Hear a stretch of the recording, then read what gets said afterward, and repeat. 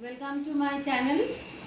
I'm Shubha ma'am once again back with the last part of New Kings and Kingdoms session 3. In this session we will discuss in detail about the key points of the remaining content as well as the textual references and the relevant question answer from this part. Let's go for the next slide. I will start with a recapitulation of the last session. In that session we discussed about that these new kings adopted high sounding titles such as Maharaja Adhiraja, literally meaning great king, overlord of kings, Tribhuvana Chakravartin, lord of the three worlds, and so on. These high sounding titles are the part to procure the power or retain with the power, and these are the techniques or the measures also being adopted by the new kings to make their prominence among the common people. However, in spite of such claims, they often shared power with their samantas as well as with associations of peasants, traders and brahmanas. It is the same policy of that. It is not possible to rule over a huge area by alone, so that they shared their power with these groups. To run the kingdom, the most important thing is resource. And that resources were obtained from the producers like peasants, cattle keepers, artisans, who were often persuaded or compelled to surrender part of what they produced. Sometimes these were claimed as rent due to a lord who asserted that he owned the land. Revenue was also collected from the traders. The three things I refer in this slide, that is high sounding titles, shared power, obtaining resources as well as taxes, all these are the part of the policy to run the administration of a kingdom. And in a particular kingdom, whoever living, who are having lands, whatever their property right, but the main overlord of this entire territory is actually the king. And that's why the people who are living inside that territory, they have to give some rent or taxes by default to the kings. Now go to the next slide. In Chola inscription regarding that tax, you must be very surprised. There are more than 400 taxes. And these taxes are very ridiculous some of the time. Among those, Vetti was frequently mentioned. It is not in form of cash, rather it is form of forced labor. And Kadamai, that is the land revenue, the farmers or the producers, they have to give to the king. There were also taxes on thatching the houses, the house of leather to climb palm trees, a cess on the succession of family property, etc. Are any such taxes collected today? Yes. We are also paying taxes to the municipality as well as to the state government as well as central government in different forms, whatever the service provided by the government to us, and we are paying that taxes. These resources were used to finance the king's establishment as well as for the construction of temples and forts. They were also used to fight wars, which were in turn expected to lead to the acquisition of wealth in the form of plunder and access to land as well as trade routes. The functionaries for collecting revenue were generally recruited from influential families and positions were often hereditary. This was true for the army also. In many cases, close relatives of the king held these positions. So this part you will be getting from your text. I don't want to go for in detail. Go to the next slide. You can see that what was given with this land. What was given with this land? That is privileges like construction of wells, canals, then houses, right to collect the tax, and resources of what, or resources of that land. Why I am talking or referring this box, you can see that chart, that learned Brahmanas, they composed Prashastis. Prashastis means the praising words which has been written in favor of kings. Kings often rewarded them by granting of lands. These lands are called as Brahmadeya. The lands which are given to the Brahmanas, those are called Brahmadeya, and these are recorded on the copper plates as their property paper with royal seal. So whenever we are reading in class 6 about the Prashastis, those are different of these Prashastis. In this regard, we must mention about the first secular literature of Indian subcontinent, which is written by Kalhana. It is the history of Kashmir. It is written by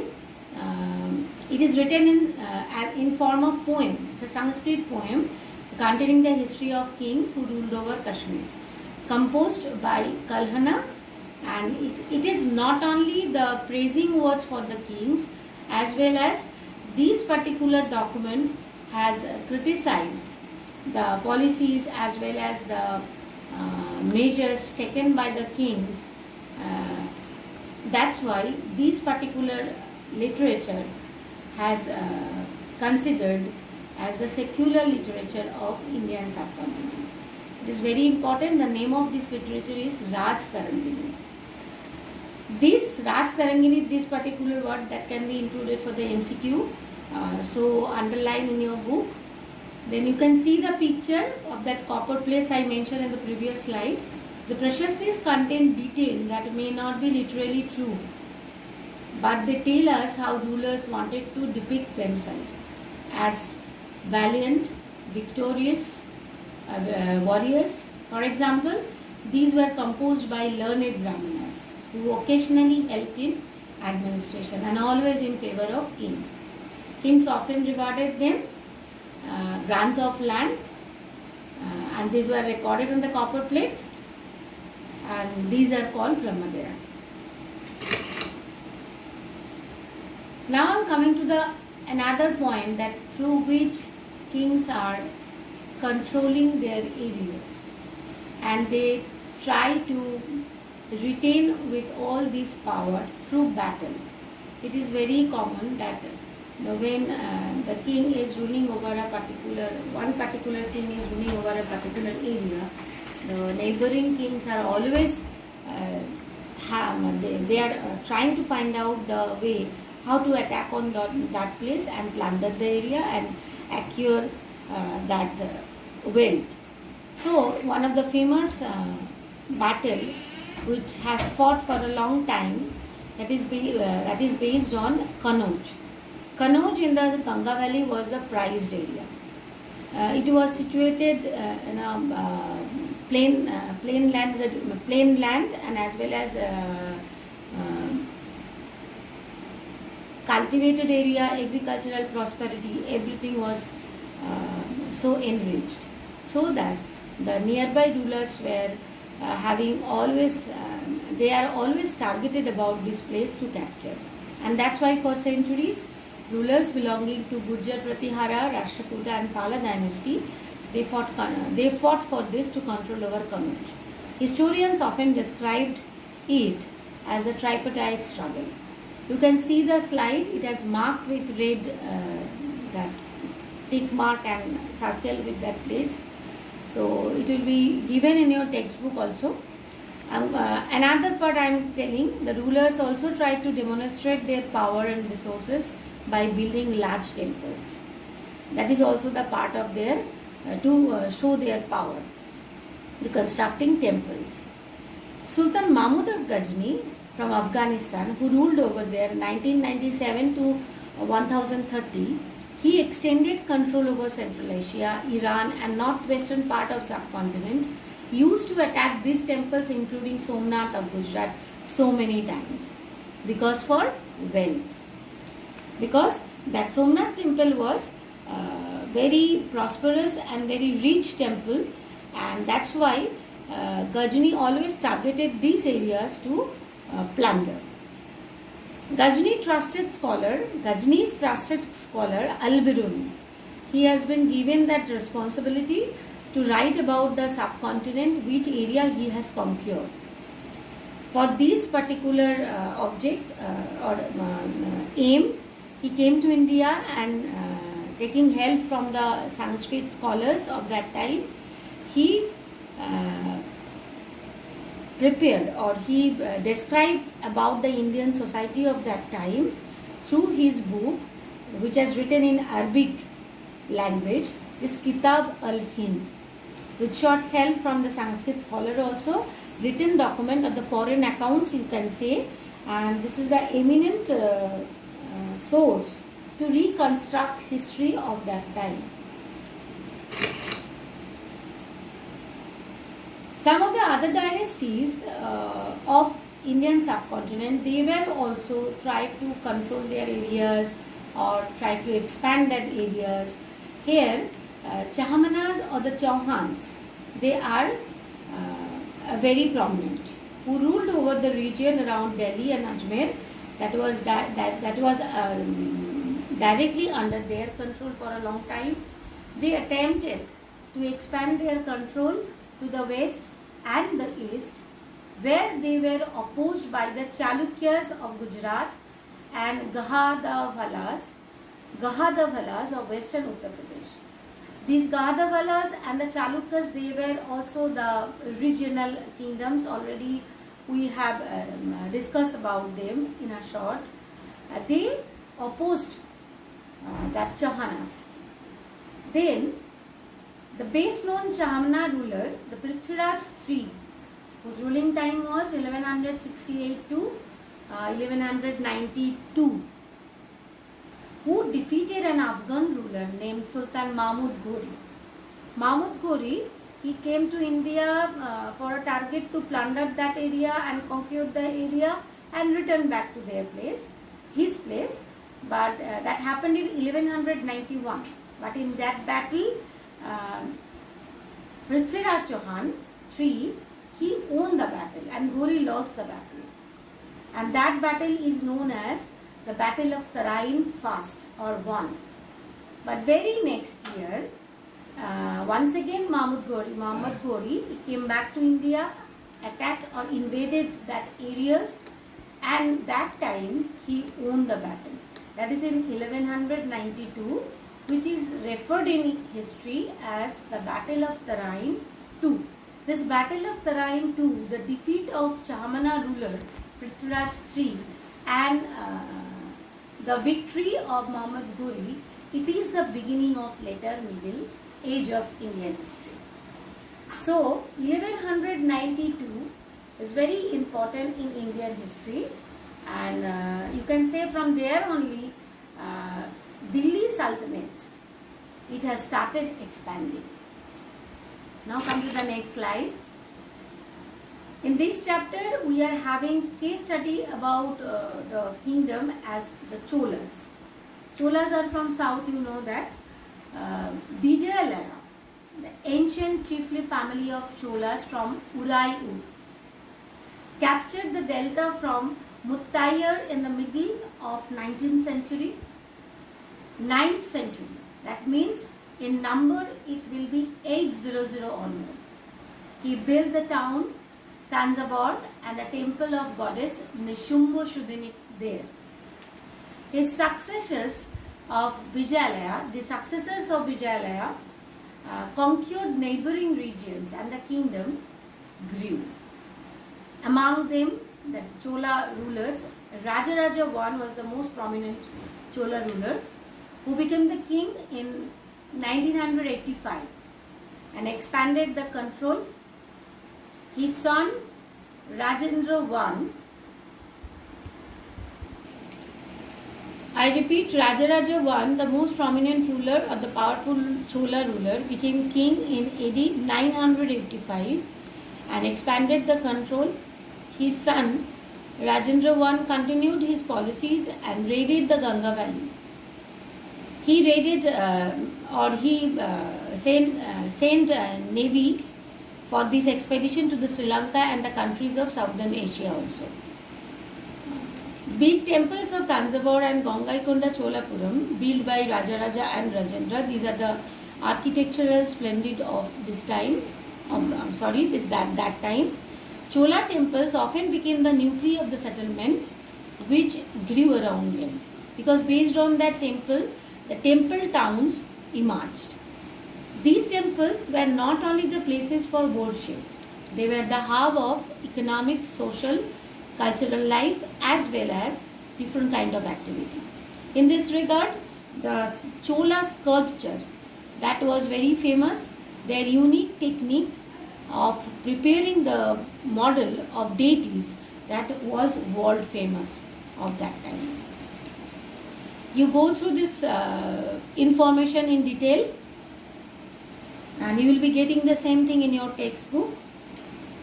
Now, the administration of Chola, how they are administrating their areas. Many of the achievements of the Cholas are the new developments in agriculture through irrigation that can only be done. Many of the achievements were possible because of these, that particular place, the Kaveri River, before draining in Bay of Bengal, it branches so many canals.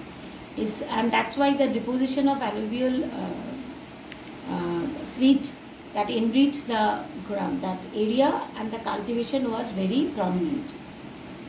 And that's why the people of that area, their agricultural activity was very, very prosperous. They have used the irrigation process also properly. Administration of rural and urban, how they have done. Settlements of peasants known as became prosperous with the spread of irrigation agriculture. These are the settlements of peasants. And the group of such villages formed large units called Nadu. So or Ur and Nadu, these are the village rural administrative part. The village council and the Nadu had several administrative functions, including dispensing justice and collecting taxes. Rich peasants of Vellala caste exercised considerable control over the affairs of Nadu under the supervision of central Chola government. Here you can easily understand the topic, the content, that whoever in the power, they are always from the upper caste or from the influential family. Here the common people are not getting any kind of privileges or positions in the royal administration. Here you can see in the picture the king is the central. Then other parts, they are working as the organs of king to control the administration of that particular kingdom. And we are taking reference of Cholas. Sabha, through election the members are being selected, but it is restricted. It is based on caste. Few qualifications are needed, like they have to be well versed with Vedas, they have to pay taxes, they must be within age of 35 to 70, and they must be from the upper caste. And that has also given in the book in detail. And there are also process of electing those members. A small boy is taking out the name or the cheat, which the name has written on a paper from a earthen pot, and according to that whose name is coming out, they are being selected for the members of Sabha. More or less it is a democratic approach, but not in full form. Here that free and fair electing process, that is not visible. Now I am coming to the next, that is Nadu, the village council. They are also working that administrative part in village area. Nagaram administrated urban areas run by the traders. And finally the Samantas, landowners, also the part of army and administration. So in any of the regional kingdoms, king is the central power. and after that he is sharing power with so many groups, powerful groups, to maintain his kingdom well administrated. Today, up to this, I already have given question answer from this chapter. I hope that will help you. Revise the key points thoroughly and go through your textbook. If any query, write down in the comment box, or you can also mail me. Next session I am going to upload some of the worksheets from this chapter, and we will start chapter 3, Delhi Sultanate, during my next session. Up to then, be happy and goodbye.